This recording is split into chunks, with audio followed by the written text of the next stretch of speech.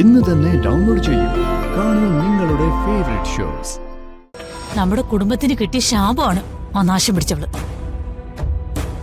ആ ദേവരൻ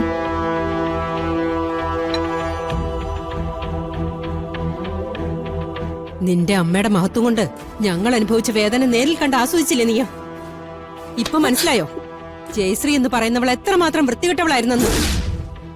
വസുമതി,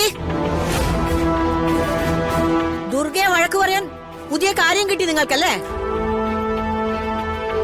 എന്റെ വസുമതി, ഇനിയെങ്കിലും കുറച്ചൊന്ന് ഒതുങ്ങ്. ആഹാ, അത് കൊള്ളാലോ. ഇപ്പൊ ഞങ്ങളായോ കുറ്റക്കാര്? ഇന്ന് അവിടെ നടന്ന കാര്യങ്ങൾ അമ്മയും കണ്ടതല്ലേ? അവരെന്റെ അമ്മയെ കുറിച്ച് പറഞ്ഞത് മുഴുവൻ കള്ളോ എന്ന് നീ പറഞ്ഞ മതിയോ?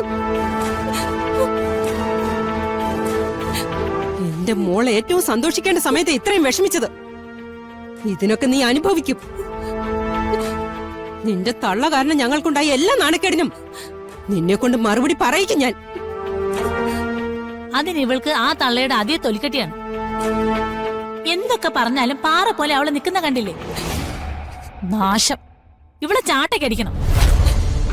അതൊക്കെ നിന്റെ ഇവളുടെ ഒക്കെ തോന്നലാ. എനിക്ക് ജീവനുള്ളിടത്തോളം കാലം ദുർഗയെ ഉപദ്രവിക്കാൻ ഞാൻ സമ്മതിക്കില്ല. എല്ലാ കാര്യത്തിലും ന്യായം പറയുന്ന ആളല്ലേ മുത്തശ്ശി? അതെ, ഇന്നുണ്ടായ കാര്യത്തിൽ മാത്രം ആ ന്യായം പറച്ചിലില്ലാതെ.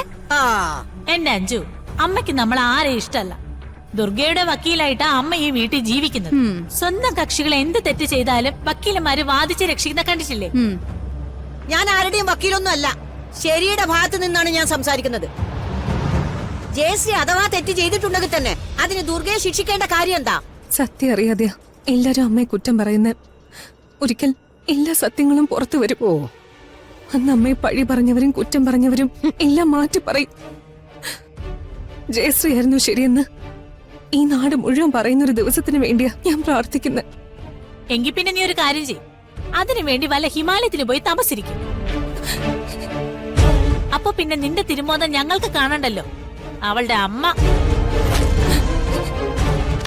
നീ ഒന്ന് ഓർത്തോ, എന്റെ അഷിക്ക് അവിടെ എന്തെങ്കിലും പ്രശ്നം ഉണ്ടായാ നിന്നെ ഞാൻ വെറുതെ വിടില്ല. വസുമതി, വിടവളെ. നിന്റെ മകളെ മറ്റൊരു വീട്ടിലേക്ക് ചെന്ന് കേറിയിരിക്ക.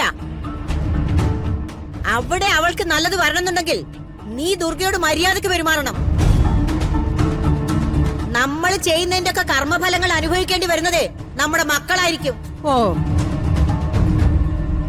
അതുകൊണ്ട് തന്നെയാ ദുർഗ അനുഭവിക്കുന്നെന്ന് കൂട്ടിക്കും. ഇവരോടൊന്നും ഒന്നും പറഞ്ഞിട്ട് കാര്യമില്ല മോളെ. അനുഭവം വരുമ്പോ പഠിച്ചോളൂ. മോള് വാ, വേഗം ചെല്ല്. വാ മോള് വാ.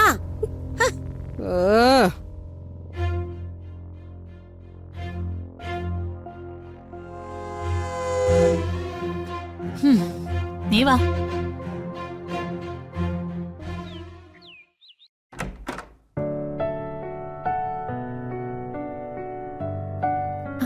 ആഹാ, ഫ്രഷായോ? ചേച്ചിക്ക് വീടൊന്നും കാണിച്ചു തരേണ്ട ആവശ്യമില്ലല്ലോ. ബർത്ത്ഡേക്ക് വന്നപ്പോ എല്ലാം കണ്ടതല്ലേ? അതെ, ഒരു തരത്തിൽ പറഞ്ഞ അത് നന്നായി. അല്ലെങ്കിൽ പെട്ടെന്നൊരു പുതിയ വീട്ടിലേക്ക് വന്ന് ഒന്നും അറിയാതെ പെട്ടുപോയേനെ അല്ലേ? അത് ശരിയാ.